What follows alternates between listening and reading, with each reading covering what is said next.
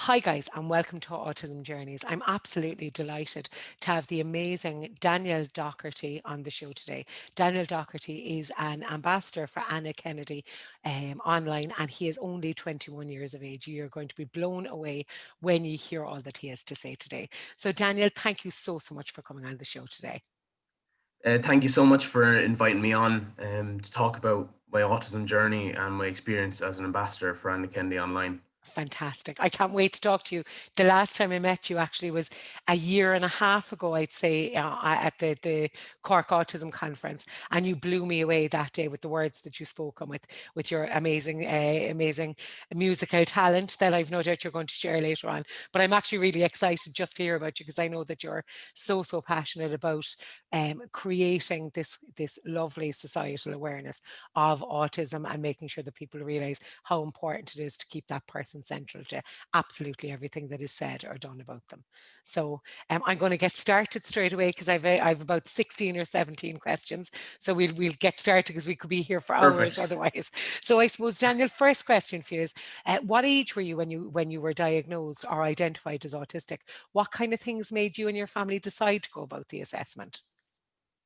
So basically, I had been kind of, when I was very small, around 3 or 4, that's when I had my first kind of psychological visit, basically in Yeah, Kilkenny. And that was spurred on by like kind of extreme, meltdowns and like tantrums, for another word, or like just very kind of behavior that was hard for my parents to understand and to control.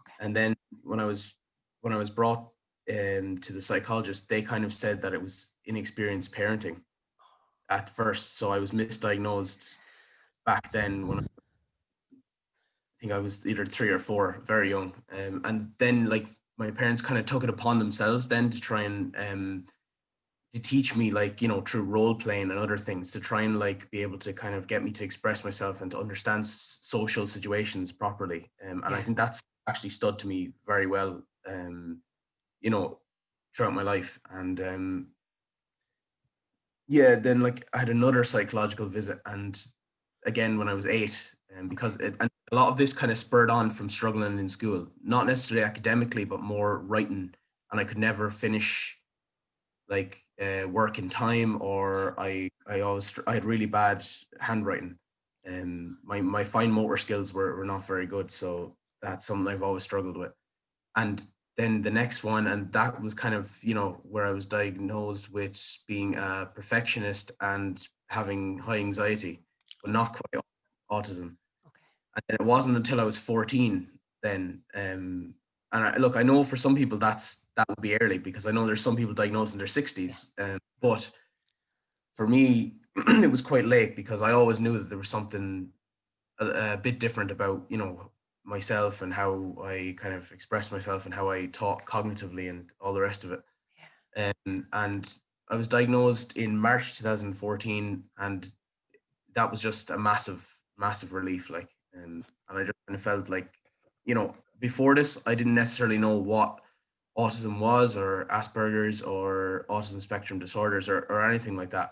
So it was very new in that sense, but it was almost like an explanation for why I behaved in the way I did. And it was very, for both me and my parents, it was very reassuring.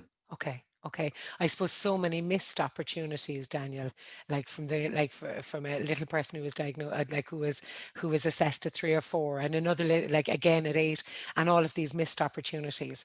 I suppose, and I get the fact that it like it feels so late for you because there were all of these opportunities missed. Um, Exactly. Yeah. I suppose, can I ask you, Daniel, like you say that it was, it felt like kind of a relief that it made more sense that you kind of understood, like I suppose that, for lack of a better word, that you understood yourself a little bit better, or that it just kind of answered or explained why things were a bit more difficult. I know I meet lots of parents who speak about being worried about organizing an autism assessment or whatever, because they're worried that their children might be upset, or they would you agree that it is actually a good idea for people to better understand themselves, I suppose, really, and to to find out if they potentially are autistic, that they should find out that they are autistic in order to best understand themselves? I think so. And like, I think the main reason for needing to find this out is because the world is primarily dominated by people who are neurotypical. And Yeah, that makes sense. That's just like, there wouldn't be such a thing as autism if it weren't for neurotypical people to differentiate between the different brain structures. yeah, yeah, You know, and there's so many different neurodiversities. So I think that for that reason, it is like, you know, kind of, I think, pivotal kind of in someone's life to be diagnosed and to be explained to them that yes, you have something that makes you see the world differently, and it's a good thing. I yeah, think where the negative part comes in is when people are diagnosed with autism and they're told it's this condition that's, lifelong, and it's kind of painted in a very negative yeah, picture sometimes, and I think that can be the that can be the problem, yeah, essentially. Whereas I think if autism is understood in society and it's more kind of seen in society as it can be a good thing, I think then there shouldn't be any, like some kids might still be upset. Like you just don't know how people are going to react on a personal level, but I think that it's their right to know. yeah, I think yeah, personally, from a yeah. personal. And I suppose you talk about society there, Daniel, and you talk about the fact that that actually ultimately, if people view autism as just another way of being, just like people who are males experience the world differently to females, and so on and so forth. If society just viewed autism as another way of being, and if there was no negative connotation, it would be so much easier for people being identified as autistic and so on, and it would just make life so much easier just to be their authentic selves, I think. Do you know? Um, Exactly, yeah. Daniel, can I ask you, what changed then for you after you received your diagnosis? So a lot, really, because like, while I still kind of struggled through the schoolwork and homework. The homework was the biggest problem, I think, because Yeah, that used to take me like 5-6 hours. Sometimes I'd come home and all I'd have done was homework, essentially. yeah, Mm, you know, like, especially when I was younger, before I got into the gym, because that kind of took up some time then yeah, after.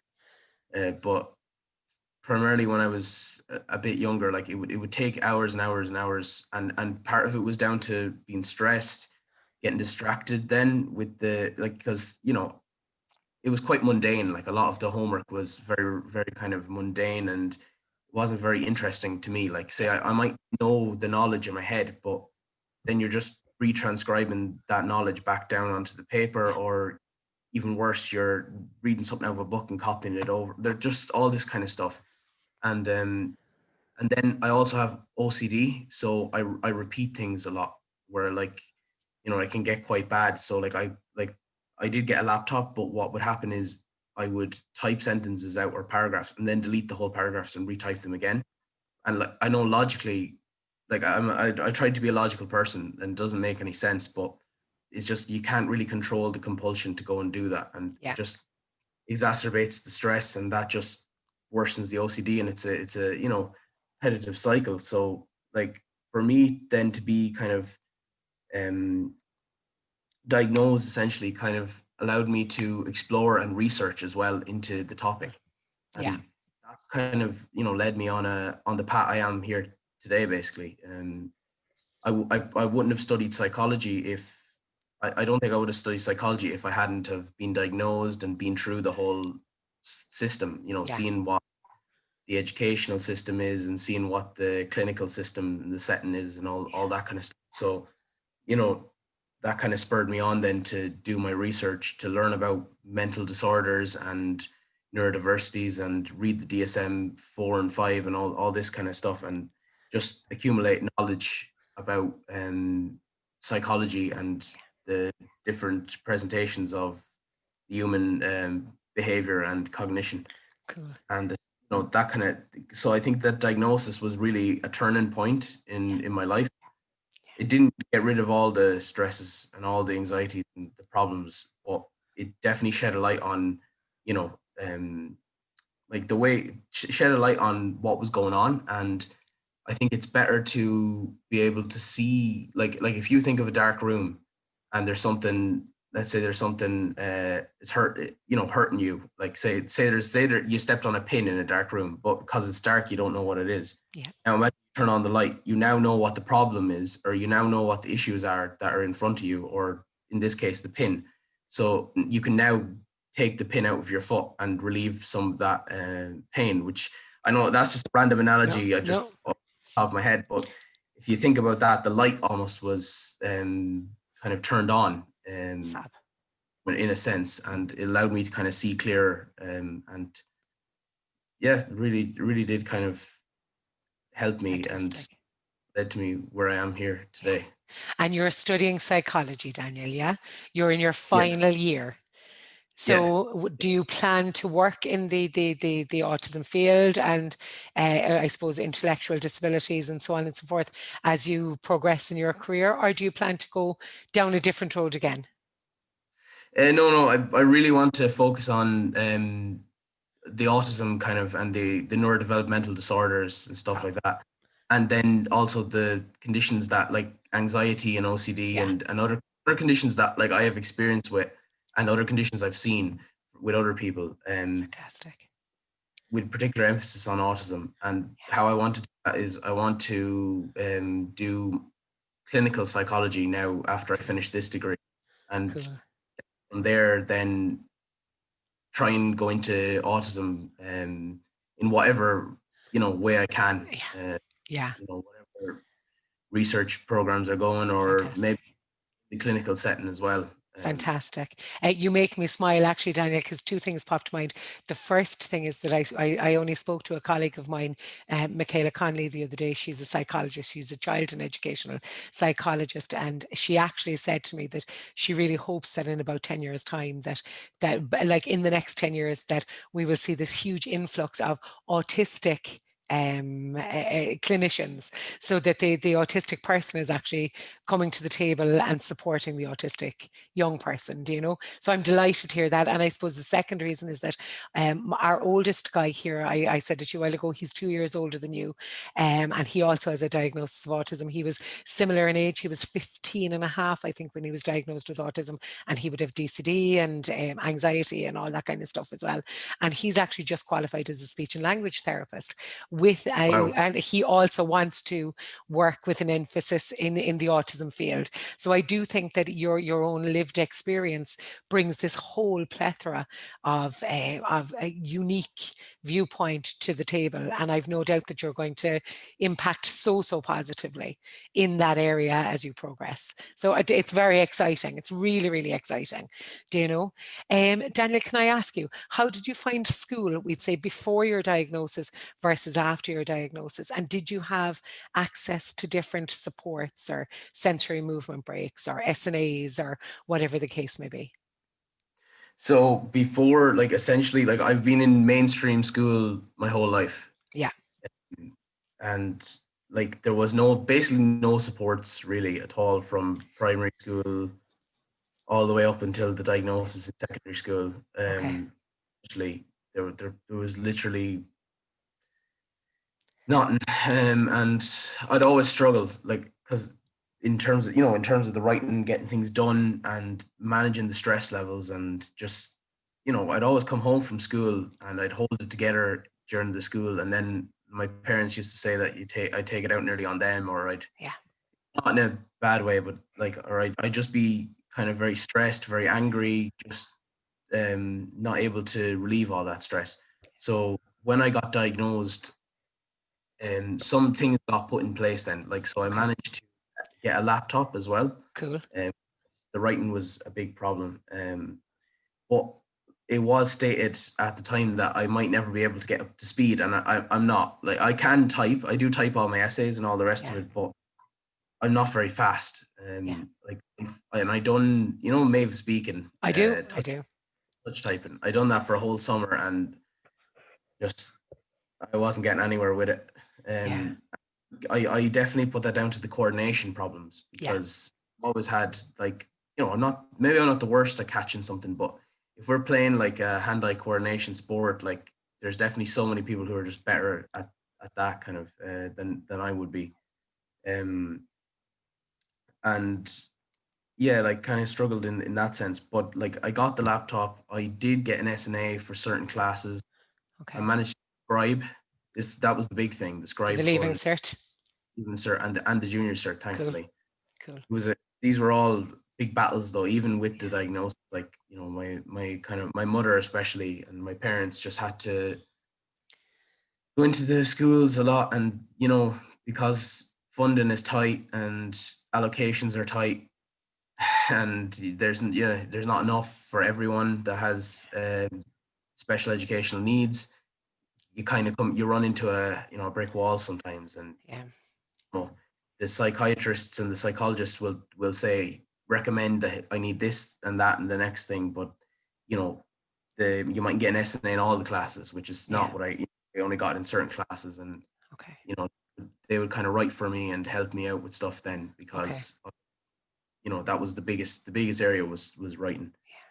um And would you believe, Daniel, that had you had an SNA in all of your classes, for example, to take notes in all of the classes, would that have made your educational experience more, I suppose, more positive? Do you know, though, Definitely like, more yeah, positive, yeah. okay, I kind of gave up on writing things down, because, like, essentially I relied heavily on my memory, really, okay, because I know there was note taking and getting things done in class. But I think if I had a SNA, I think that definitely would have, like, full time writing things down and just helped me out with stuff. I think that would have really benefited me. yeah, Great. And then there was resource hours as well. I did find benefit in these, okay, especially the one on one. I'm a very kind of one on one kind of learner. As opposed to like a big class. And I found that, like, I was able to learn a bit more, or go over things, or practice things in those kind of classes. cool, And I think those helped me. But like, certain classes then, I think in like fifth or sixth year, they were kind of group classes then, group kind of resource classes, and they just weren't as beneficial, really. okay, You've got a lot of different people with a lot of differing levels of academic needs and yeah, education needs. Um and like, to be honest, it was quite a disruptive class, really. So okay, it wasn't the best experience in that sense. But okay, I am understanding that there is only so much allocation they yeah, can give, and it really does come down to finance and money, yeah. fortunately. Yeah. And if you had a magic wand, Daniel, would you allocate an SNA to every child that needs one, and that one-on-one resource teaching to every child that needs it? Rather than, Absolutely, yeah, yeah. yeah, I would have an ASD unit in every school as well. okay, Fortunately, the okay, school I went to didn't have um, an autism unit or a special educational needs unit. It was more just like they'd offered the resources to kids who needed it, okay, and kind of had to share SNAs yeah, between people. Yeah, I would absolutely give any kind of scaffolding, or any kind of stuff that we need to put in place for any child with special educational needs, so that they can optimize their learning, and you know be able to learn in a way that is sufficient to them. I think I would absolutely, if we had the funding and everything, I would put that in place. I know. In an ideal world, In an ideal world. exactly, exactly. To flip to something more positive, Daniel, you are an absolutely amazingly talented singer. I've been privileged enough to hear you sing live, and I know that I've plumb asked you into agreeing to sing at the end of this now as well, at the end of this. But can you tell me? I know you sing opera predominantly. That you're the most beautiful, beautiful opera singer.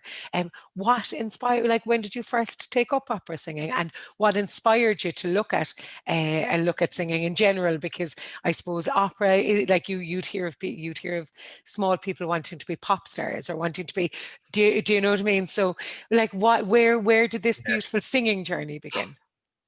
So when I was younger, I was kind of like, probably when I was quite young, I'd always think to myself, as it was always like a kind of looking back, it was a way of dealing with my anxiety. So Yeah. like it was a stress relief, and it was regulating my emotions and all this kind of stuff by by singing and all that kind of. And it was mainly just songs I'd hear on the radio back then when I was Yeah. smaller, or any kind of song that I liked. And then I was in choirs then, so I was in the primary school choir, and then I was in the secondary school choir, and I took music class as well, which is kind of where the kind of, again, the turning point kind of came, and it was in, I think it was in second year as well. I was around 14 or 15, and I was sick of playing the recorder because I was no good at it. So I kind of, with the encouragement of my music teacher, I basically uh, got up and sang, and the first song I sang was Pompeii by Bastille, Oh, so wow. a pop song, but yeah, Yeah.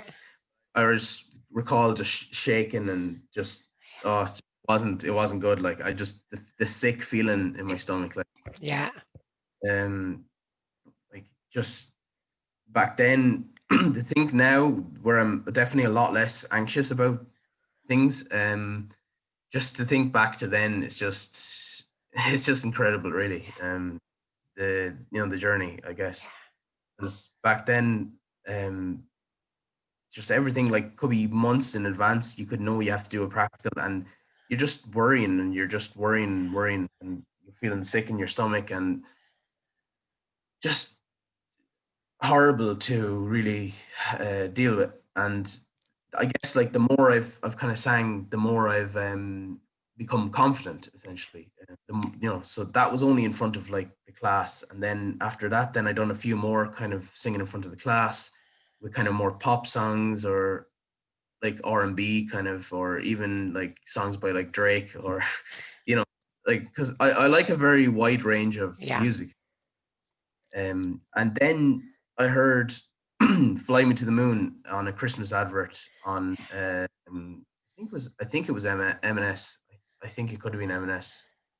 I'm not sure, but it was on the TV around Christmas, and I went, you know what, I'll sing that. So then I came in, basically, one of the days for one of the practicals, and I sang that. And because my teacher had said, maybe sing a song that's a little bit more, kind of shows off your voice a little bit more. Yeah.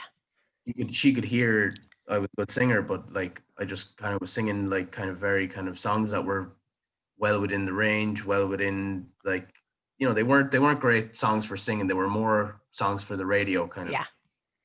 So sang that song, and then from there I ended up singing at, like, the kind of, um I think it was like an end of year concert as well. And then, where I was inspired to sing kind of the opera and the kind of popera and stuff like that was, I was watching Eurovision, and I seen Il Volo, which are three kind of young Italian kind of singers, and I heard them sing Grande Amore, which was their song.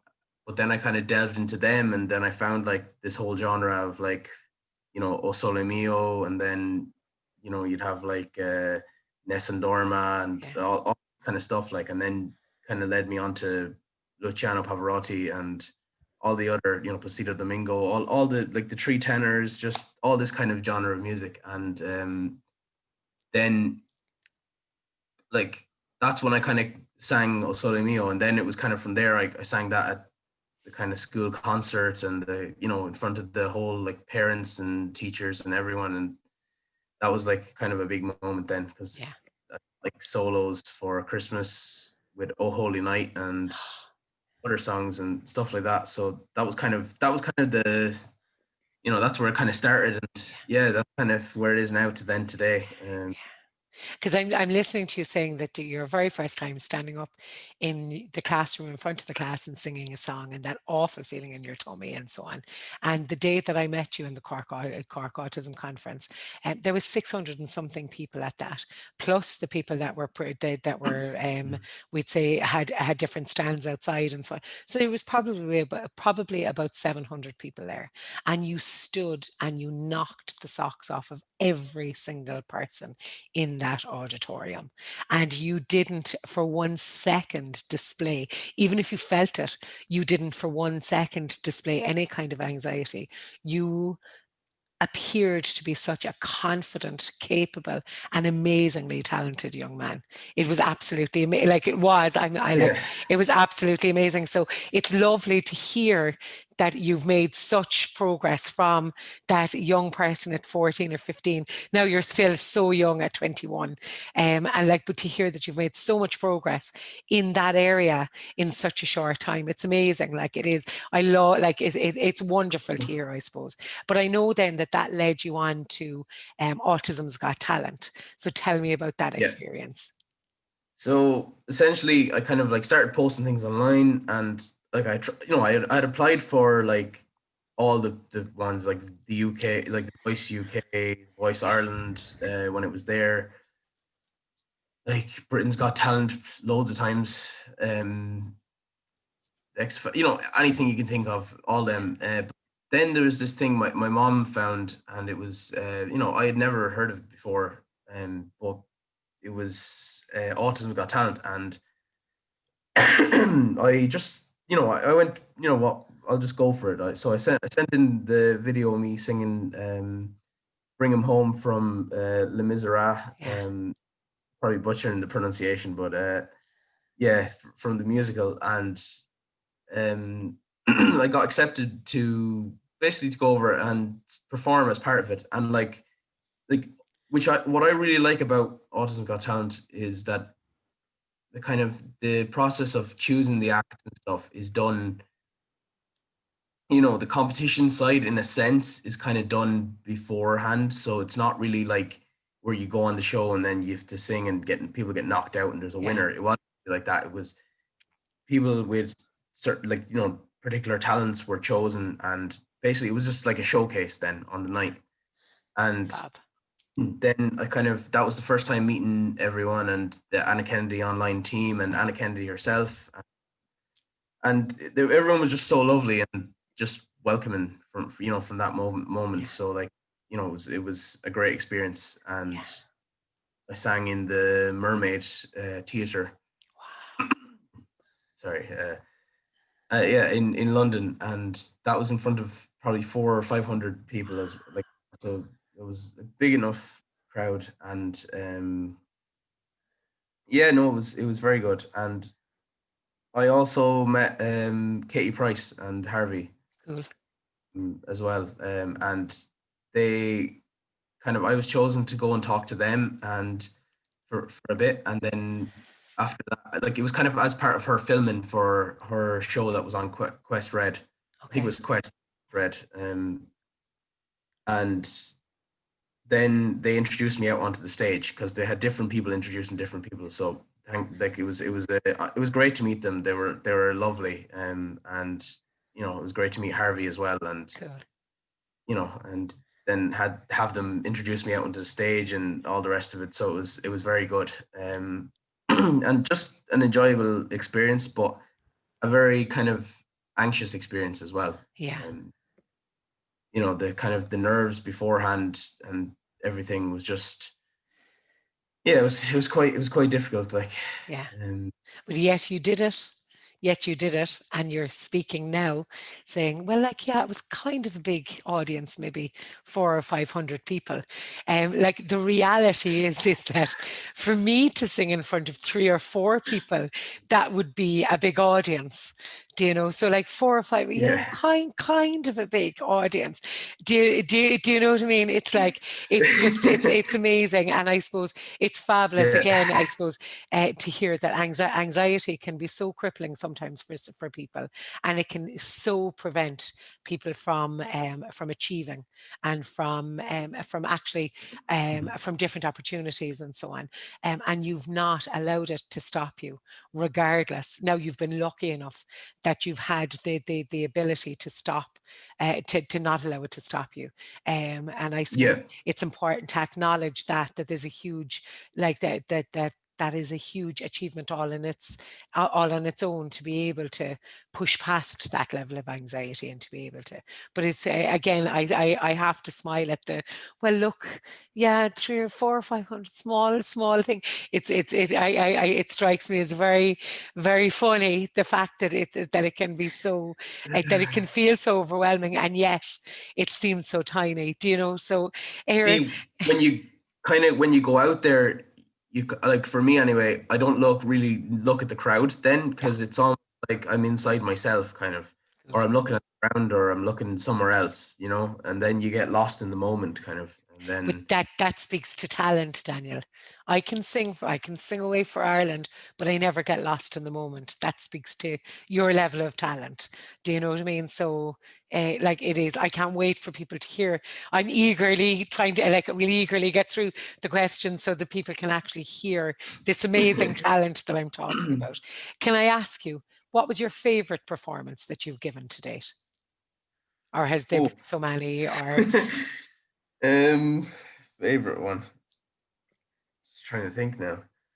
It probably, like, that's definitely up there. okay, Um, that's definitely up there.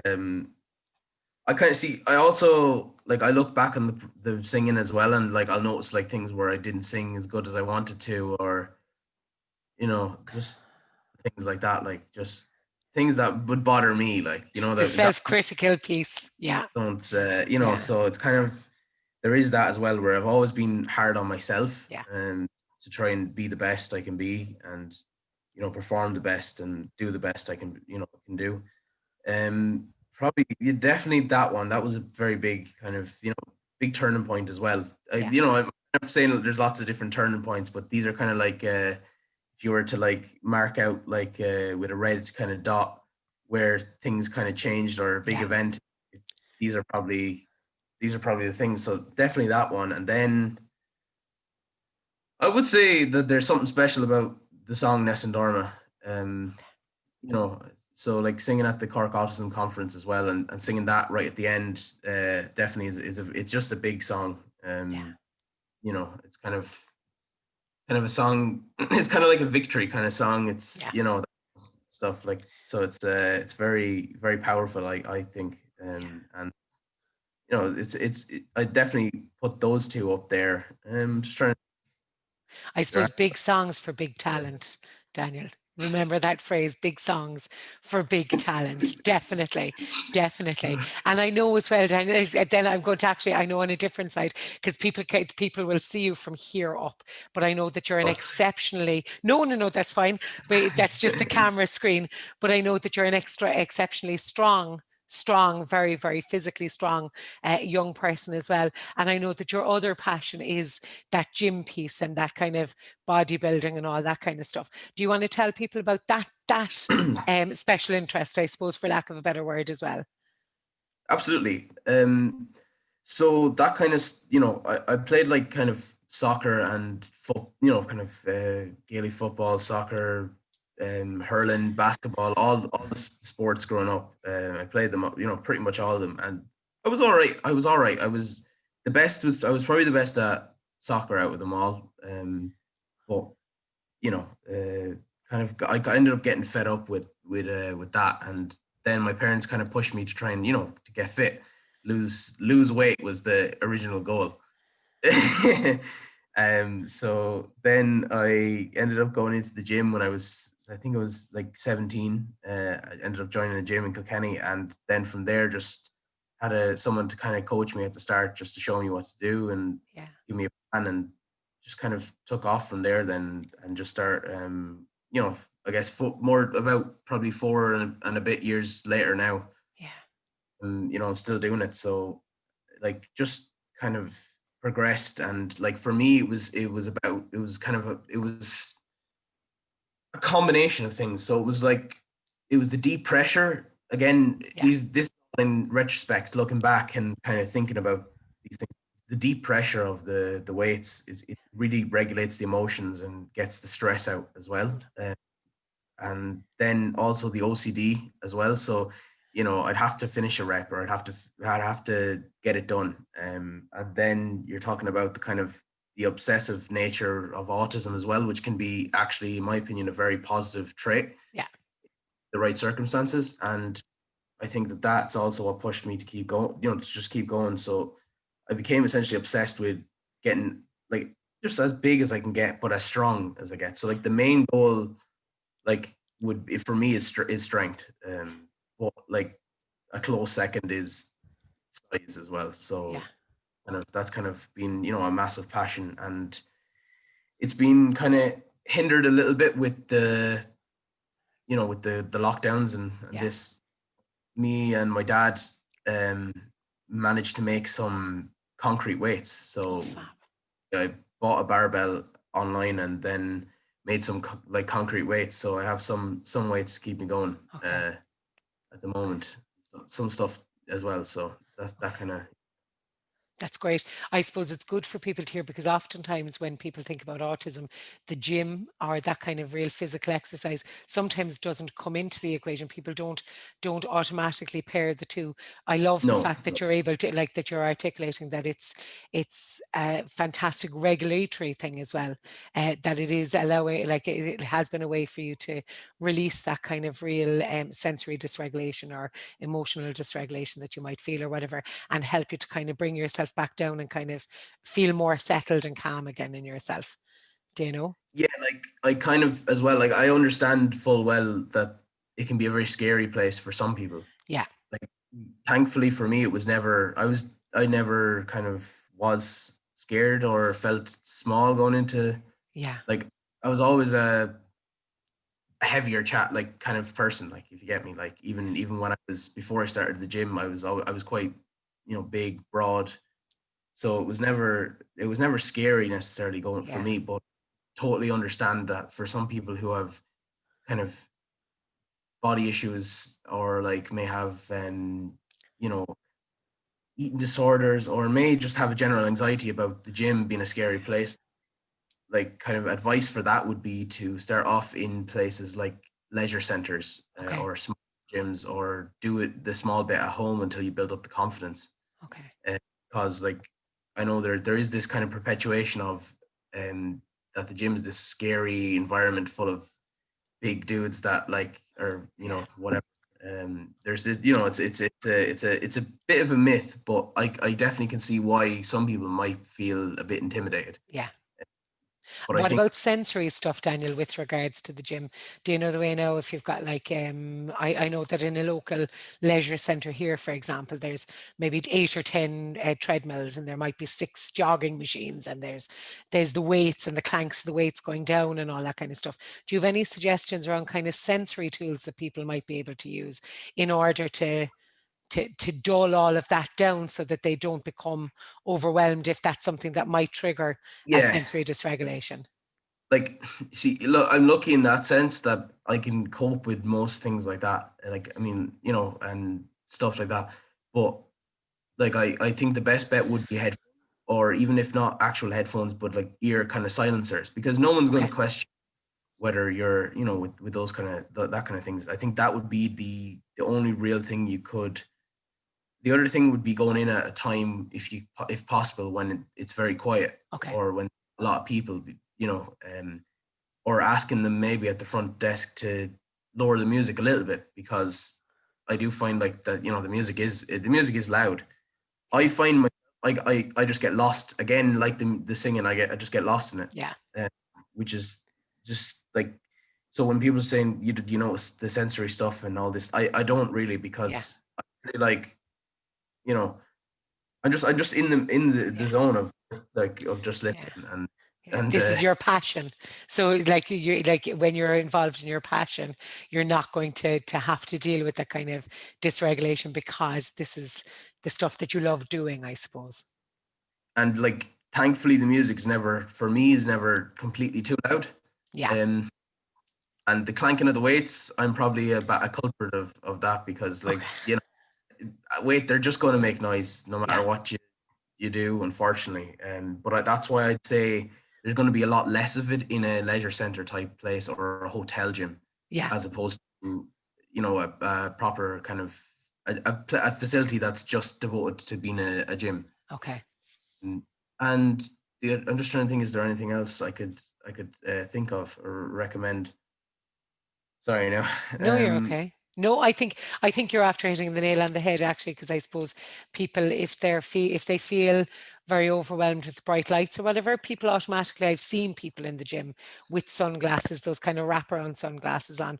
But I think those headphones are those noise silencers that you can get. Yeah, Those yeah, in-ear ones would work quite well actually, because you're not worrying about like your head moving and your headset moving around or whatever. Like if you can get the in-ear ones, they might work as well. So that's, but you also mentioned that you did meet with somebody initially to work on a plan so that you kind of know yeah, what to yeah. do. So that'd be important that people That's do that. absolutely. I think that like especially if you're going to go into a gym or even into the leisure center or anywhere, I think it's always good to kind of work with someone or get someone to kind of show you around first, Yeah, because they're going to be able to make sure, look, you're doing things right, you're doing the technique right, and you're lifting the right weights, you're lifting correctly, and you're not injuring yourself as well. yeah, And you can explain to them then that maybe you're on the autism spectrum or you're neurodiverse in some sense, and they might be able to then adapt the way they train yeah, you, or they might say come in at a certain time and we'll do it at this time, and like there's all sorts of things. Like yeah, I totally understand the sensory side because like I have sensory issues when it comes to like very loud music, like extremely loud music, but not in a gym setting. So when if someone was blaring music in a car, I can't stand it. Or like the kind of the thump or the yeah. like The like bass sound almost that boom dun, boom. dun, It dun. goes Yeah. just goes through. Like I can actually just feel it, and Okay. I absolutely hate. I hate it. I hate it so Okay. much. Like it makes me nearly physically sick. Okay. So I really don't like that. And Yeah. like I don't like clubs or discos or anything like that because Yeah. it's crowded, number one, which I hate.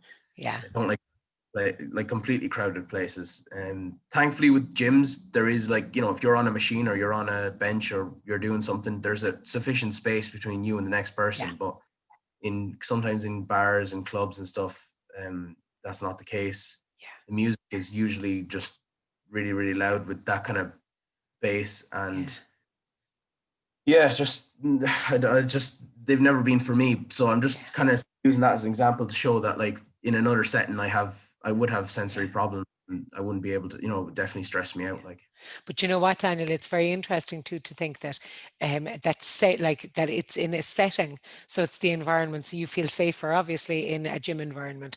And I suppose it yeah, also the fact that you're talking about the loud music in the gym not bothering you speaks to, I suppose, speaks to the power of somebody's special interest and how effective and how helpful it can be for somebody as well. Do you know? So I suppose people should like. I know there's lots of talk sometimes about people using special interests as rewards or as whatever, but actually people should really have access to their special interest wherever and whenever is possible so that they have the opportunity to experience positivity and experience joy and experience good and positive experiences really across every environment.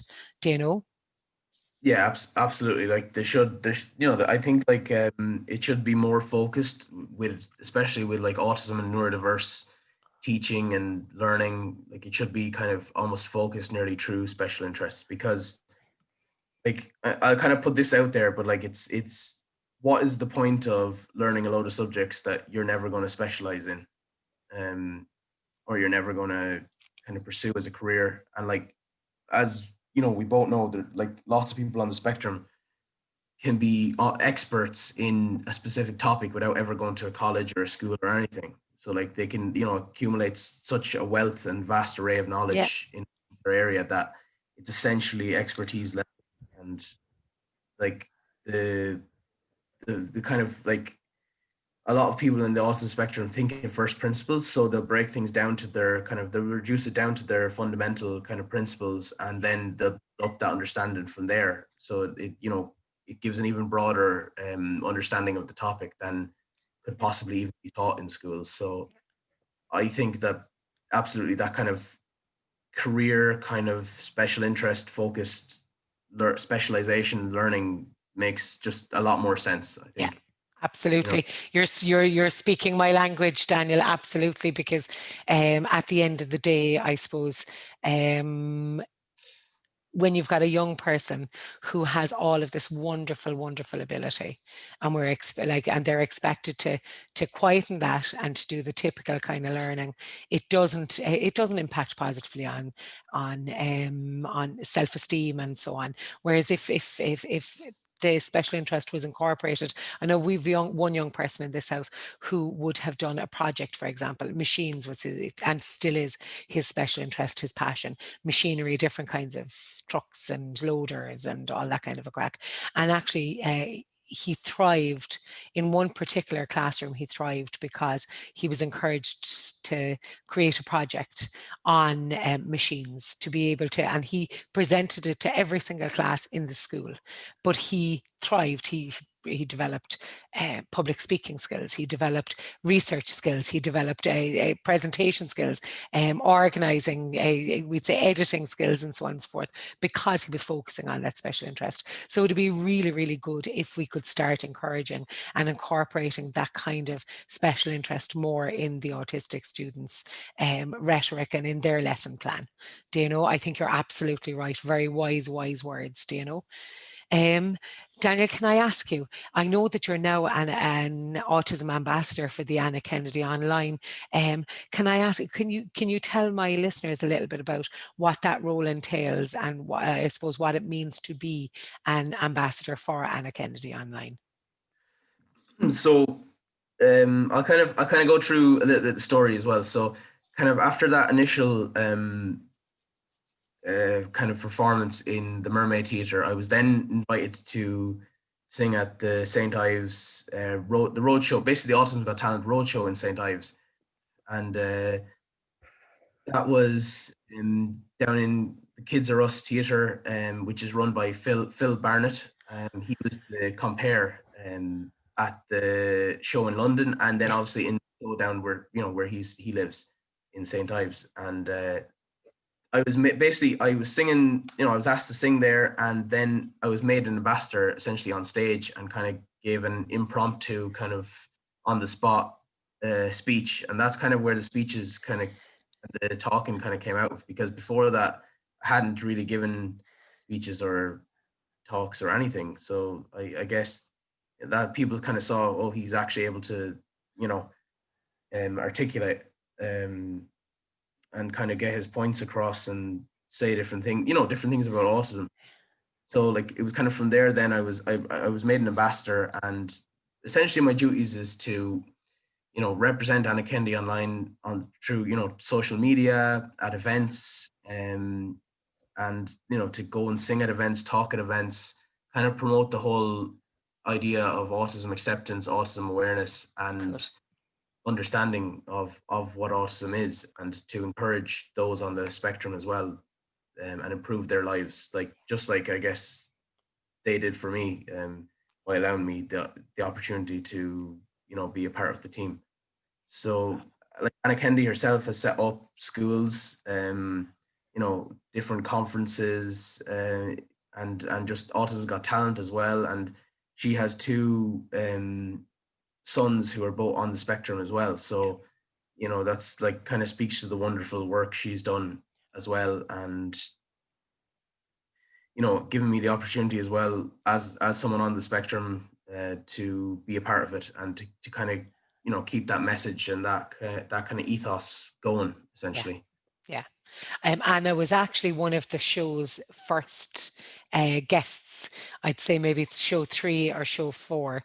And at that time, I remember her talking about her 2 young boys and about the establishment of schools and so on. And she's done amazing work in the area of autism, and not only in the area of autism, but in the area of intellectual disability and stuff as well. And I suppose the Anna Kennedy Online is an extension now again of that. And I suppose Yes. I like you're like, absolutely, it's a wonderful opportunity for you, but she's equally lucky to have a young man as passionate and as capable as you, to be an ambassador for the Anna Kennedy Online program. Do you know? So can I ask you, do you some of the talks, do you give some talks to autistic people themselves, or do you give, are they to parents, are they to schools, or like, who do you present to? So I've given talks to all of the different demographics pretty Cool. much. So just kind of, I gave a talk in the School of the Holy Spirit, which is a school, a kind of a local school in Kilkenny that is, specializes in autism and special educational needs. Yeah. So I gave a talk in there, and that was primarily to some of the classes which were comprised of autistic and neurodiverse individuals. Cool. And then I gave a talk for, on behalf, kind of as part of Anna Kennedy's kind of talk at the Cork Autism Conference, Yeah. which was healthcare professionals, teachers, parents, SNAs, childcare, clinicians, you just name it. Yeah. anyone that has any affiliation or any interest in autism. Yeah. And then I gave a talk for Bluebird Care as Okay. well. Cool. So, they kind of specialize in care facilities for people who mightn't be able to look after themselves or might need additional care. And there was a lot of autistic kind of parents, like people, parents of children with autism, and there was also some autistic people there as well. Cool. So that was kind of that talk. And then I was also invited to give a talk.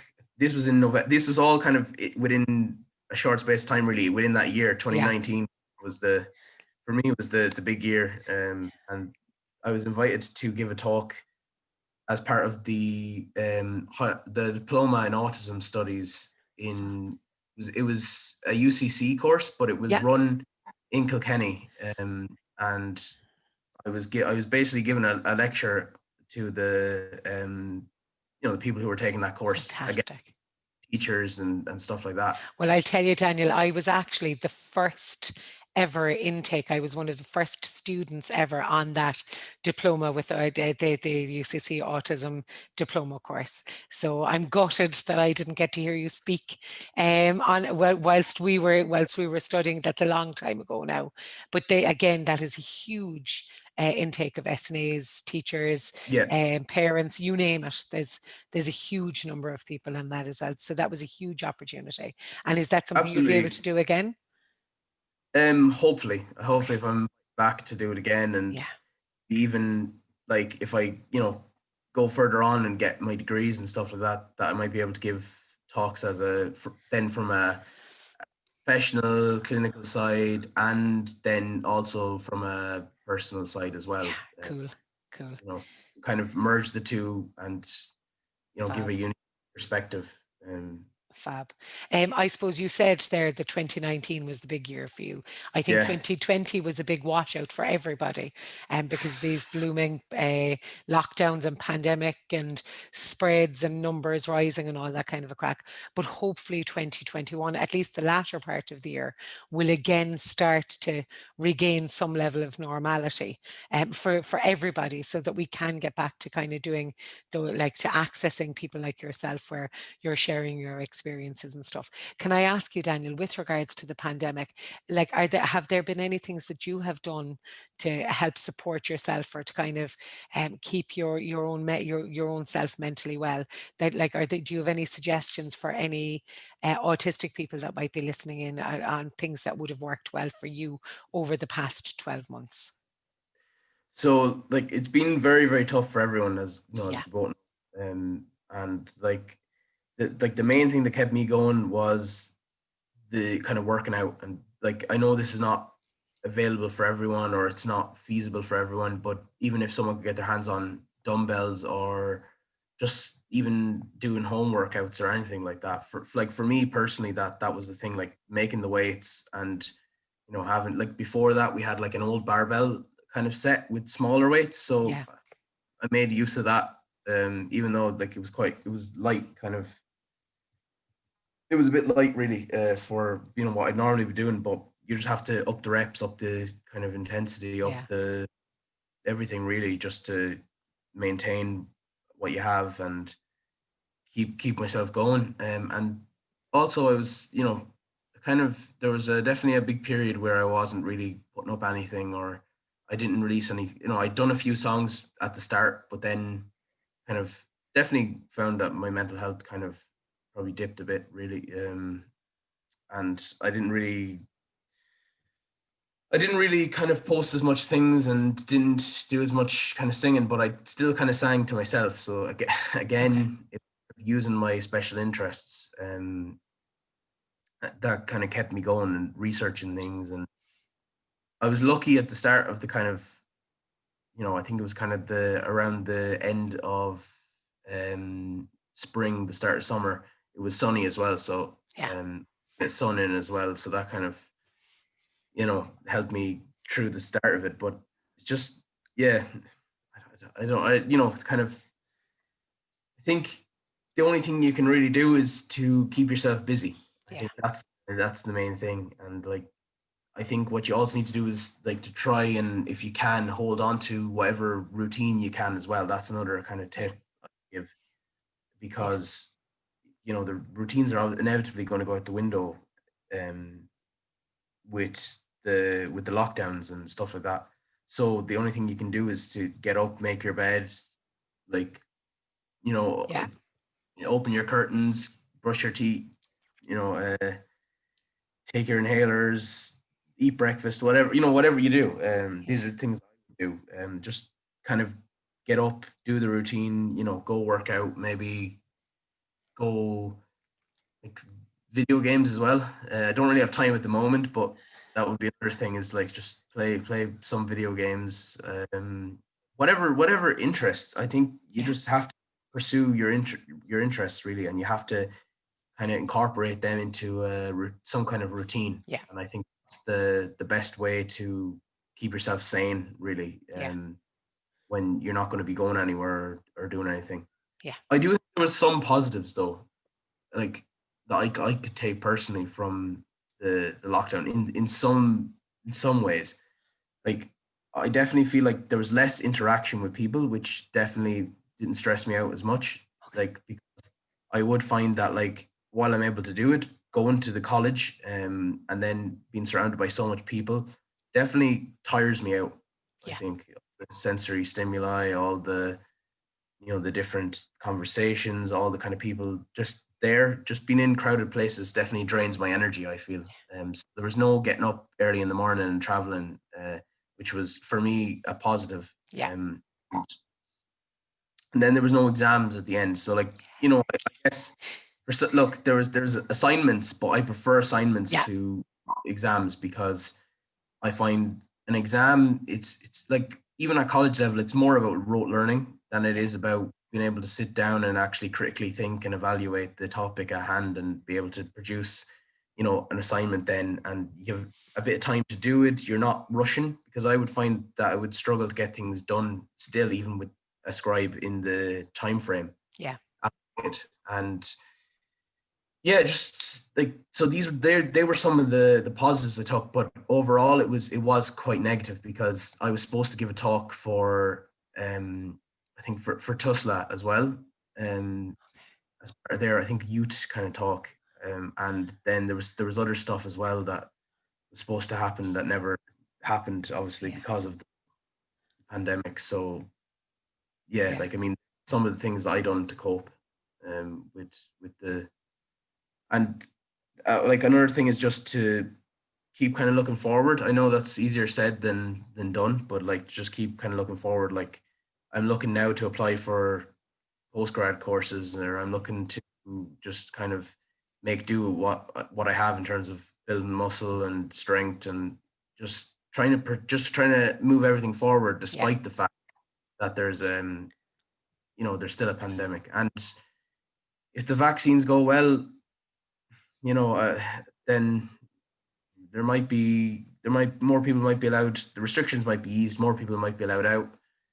Yeah. I mean, it's early days with the vaccines because they're relatively new and all the rest of it. And Ireland, they have to roll them out and all that kind of stuff. But you can only kind of hope and keep optimism. I think that's Yeah. the Absolutely. I think you're wise, Daniel, in that.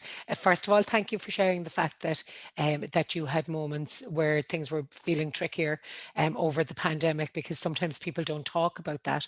And actually, it's really important that people hear that most of us have had moments where we found ourselves think, Jesus, is this ever going to end? This is just so exhausting. I don't know, can I continue on in this same capacity? So thank you for sharing that. But I suppose secondly, I think you made a very good point about that future proofing, about consistently thinking all of the time about what's going to come down the track next, and planning for things, like not necessarily going out seeing people or anything, but planning little goals, like little things that you can set as goals for yourself in the coming days or the coming weeks. I suppose that it always gives us something to work toward. And I think the other thing that you said around special interests and focusing on your special interests and keeping some level of a routine as best as you can are fantastic pointers and tips for people who might be finding things a little bit trickier to be dealing with at the moment. So thank you for that very honest answer. Daniel, no problem. can I ask you what's next in keeping with the future proofing and so on? What's next in the pipeline for you? I know you're talking about masters and stuff. So what do you anticipate having to complete in the next kind of 6 or 12 months? So I have about one more assignment left to complete semester. Okay. And obviously then keep working on the thesis, Yeah. but and get that done, and then get the exams done, and hopefully pass with a good enough grade that I'll be considered for for the postgraduate kind of courses. And like I'm looking in at the moment now in places like UCC hopefully, or other places like that, and I'm looking to go for the doctorate straight from undergrad to doctorate. um hope Hopefully, if I'll apply for a load of different places. Yeah. I mean, it's all going to come down to whether I put in a good enough application, or I'm deemed to have a good enough experience and stuff like that. So that's one of the goals. The goal then in terms of singing is to keep uploading videos and keep going to events, hopefully if I'm invited to different events to sing and all the rest of it, and keep giving talks. Like, I mean, I'd love to, it's a real shame that like we can't all, meet up in big settings at the moment, which I totally understand why. But like, hopefully down the line that may be possible again, and Yeah. I may be able to go and give talks and sing at different events in different places. And I've also joined a powerlifting club recently, Cool. so just to kind of focus in on what I'm doing in my training to try to get stronger.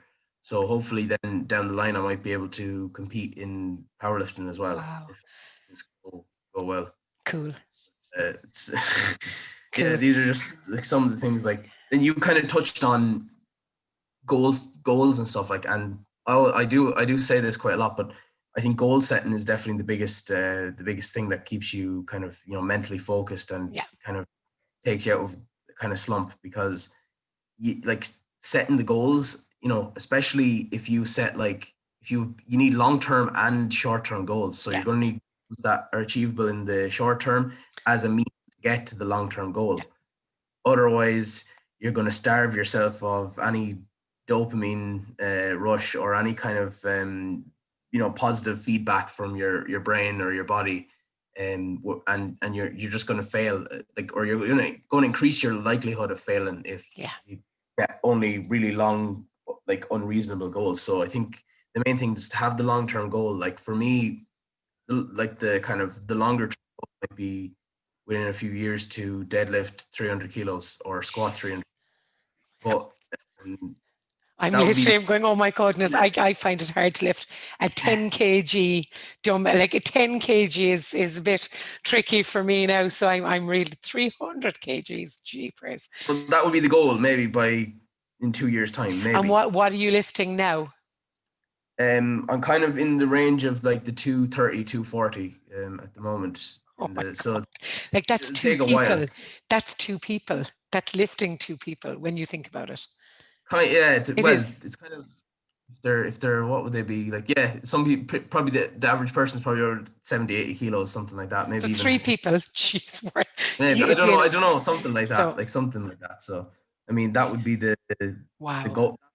But I'm not saying that that's going to be achieved easily, but that's But the long-term goal. there we But go. the short-term goal then is, can I add 5 kilos or can I Wow. add 10 kilos? So Yeah. like, and even at that might take a few months to do. So like, you have to give yourself these short-term goals in order to give yourself a bit of a kind of a dopamine kind of rush, as I call it, Yeah. so that you can then feel better about yourself, feel more energized, and feel more motivated then Yeah. to back the next goal and the Yeah. next goal after, in pursuit of the, like, and you might set goals that are unrealistic, or you might never achieve the goals, but then it becomes more then about the journey. Yeah. So you're always in the journey of working towards that goal, and you're going to achieve things along the way. So you're better aiming high than aiming low as well. But Yeah. I think it's also a good thing to have a plan and have short-term and long-term goals together, basically. Absolutely, absolutely.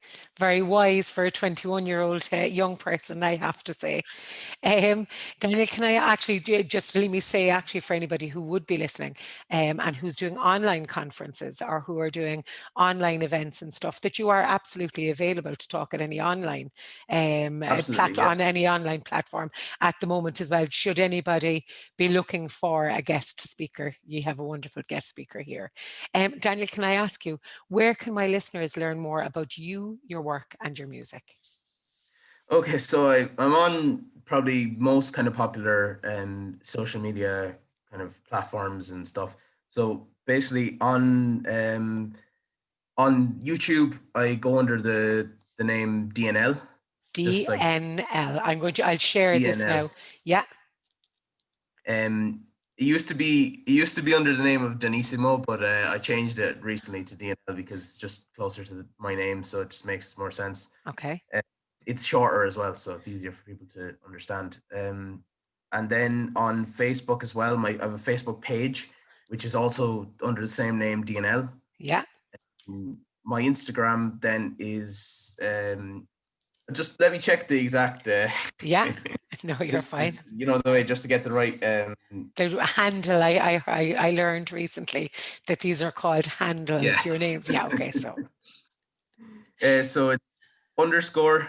Yeah. On Instagram, it's underscore DNL underscore official. So at underscore DNL at official. And are they capital or lowercase? Underscore official. So like it's underscore, so at underscore DNL. Yeah, and then underscore again, and then official. Yeah. That's it. Yeah. And is it capitals or small, so the people know? It's all lowercase on Instagram. Okay, that's Then perfect. I on TikTok as well. So. Oh yeah. I'm unfortunately I'm not on TikTok now, but shout away. Let me just find it. That's DNL. Yeah. Lowercase again. So Okay. DNL underscore official. Okay. That's perfect. I can share those in the minute on my Thanks. Facebook page and stuff as well. Absolutely.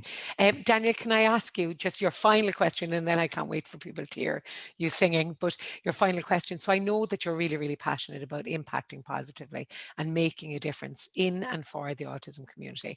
What's the single most important piece of advice that you'd like to give others who are currently undertaking their own autism journey? I think like the best thing, like I think the goal setting, the routine, like it all has to come together. So like all on their own, like it's like the Gestalt principles that we learn about in Yeah, psychology. The parts kind of um individually are not necessarily the same as all of them together, yeah, essentially. So like the sum is almost more powerful, or is in some ways different to the the individual breakdown of all its parts. And like I think that that's why a kind of holistic kind of approach to dealing with like your own issues, your own adversities, and your own like problems needs to take place. So you would have to, I would say, have your routine in place. um Getting up, making your bed, doing whatever else it is that you do in the morning. I think you need to have your goals set, and a plan in place as well. So like what you're working, what you're getting up to do, what yeah, you're working, like, because I have also suffered from depression in the past, so and mood swings. yeah, So like be weeks, or the few weeks where I'd be just down in within myself, and just really depressed, and just inside my own head, and just thinking about the worst, really. yeah. Um just like there's been so many times where I just didn't want to go on, because I just kind of felt, what was the point? It's never going to get better. I just feel so overwhelmed, so stressed. And you know like I kind of, the only thing I can really say about that is that I stuck with it. And you just get through it. After the feelings go away, Yeah. for me anyway. I can only speak from my own personal experience, but the feelings definitely go away, like, and then they will come back, but they go away again. And then you become reassured every time that, yes, while this is horrible right now, if I just last with it, this Yeah. will go away. um the other thing is, like, if you are having like kind of mental health problems, or other kind of problems in your life, I think definitely for me what did help was counseling. Okay. And you know kind of I was in CAMS for a good few years, and I was very fortunate to meet a very good psychotherapist who, you know, kind of helped me along the way, and like kind of tailored the approach more towards suiting me. Because Cool. the worst thing is that I find is like CBT and these other ABA and all these other behavioral kind of therapies, and different ways of helping people with autism or other neurodiversities. I find that they're very kind of one dimensional, or they can almost be like a one size fits all, which Yeah. is just not the case. Like, for people who are neurotypical or whatever, like what needs to happen is a tailored approach needs to be drawn up and implemented for the individual. Because the approach needs to be as individual as the individual Yeah. themselves, if that makes sense. Yeah. Otherwise it's not going to work, and you're forcing them into a box that's essentially like I think it's like putting do they say a square peg in a round hole, Yeah. or something Yeah. along those lines, that these sayings that the people use. But it's essentially the same thing. It's like it's just not going to work. So if we take, like, say, the routine, the focusing on special interests, the setting goals. So the interest is a big thing. And then if you're having other problems, consult with a professional if you can, and get counseling and get help. Because you know it really can work for some people. Like, Yeah. it really, like, I think it definitely improved my life, just having a conversation with someone, like literally just having a conversation. um like any other kind of advice would be, you mightn't be, maybe if you're a sporty person, to, get into sports, or even if you're not, just to try find maybe some kind of exercise that you don't mind doing, whether it's a solitary kind of exercise or it's a group exercise. Because I know group exercises can be very difficult for people on the autism spectrum. And like, even when I was part of groups, I find it kind of hard, like, to communicate, to really get along with everyone, or like to, kind of fit in as well. So, definitely with like going to the gym, lifting weights, you can do that in a group, you could do that with friends, or you could do that all by yourself. That's the thing. So I would definitely recommend that. I would just trying to think, is there anything else I would recommend? I would recommend as well for parents, if like if there's any parents kind of listening, or wanting to know advice about kids, is that they might be struggling to teach them certain things, or they might be struggling with dealing with the behaviors, and I think like that a good strategy for that would, like, there's two things I can think of. One would be to enact role play kind of scenarios, like what my parents done for me, which is essentially like acting out a situation before it happens. So, like, I might come home from school saying, crying or being very upset or this or that, the other thing, and they would reenact that kind of situation, or hypothetical situation, and kind of teach me, in a sense, the appropriate response. Now, while it's not always good to be trying to like force autistic people to act in a neurotypical way, it does have its benefits in some senses, because it does allow you then to maybe stop the bullying, or to be able to handle yourself in a real world situation, because that's the unfortunate reality of the world that we live in, is that not everyone is going to be so kind or understanding of autism. So knowing how to kind of express the so-called appropriate response can sometimes be a good thing. It can also be to have run through that scenario, so that when the real scenario comes, you're less anxious about it because you've done it before. Okay. These are the kind of things. Another thing would be that if you're having trouble teaching your child something, or if you're having trouble communicating with your child, to try and do it through their special interest.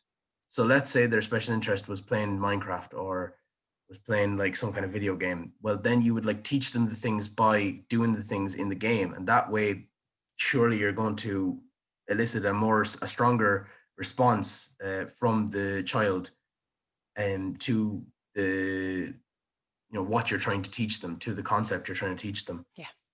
That way, I think they're going to learn it within their own kind of sphere, within their own bubble then, and that way I think they're going to be able to listen, as opposed to some of the more traditional or regular ways of teaching children. Perfect.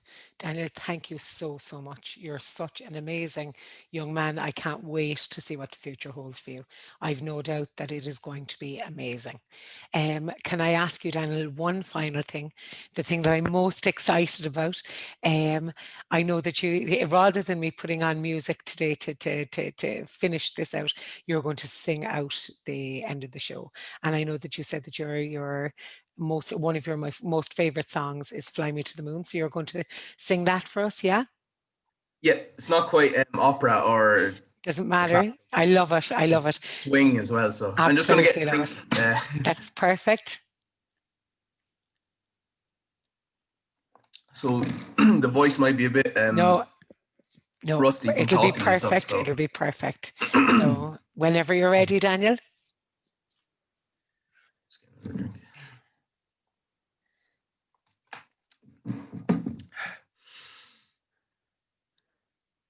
Fly me to the moon, let me play among the stars. Let me see what spring is like on Jupiter and Mars. In other words, hold my hand. In other words, baby, kiss me. Fill my heart with song and let me sing forevermore. You are all I long for, all I worship and adore. In other words, please be true. In other words, I love you. Fill my heart with song and let me sing forevermore. You are all I long for, all I worship and adore. In other words, please be true. In other words, in other words, I love you.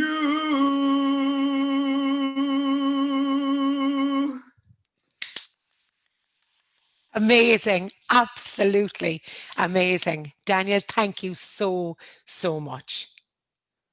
Thank you so much for having me.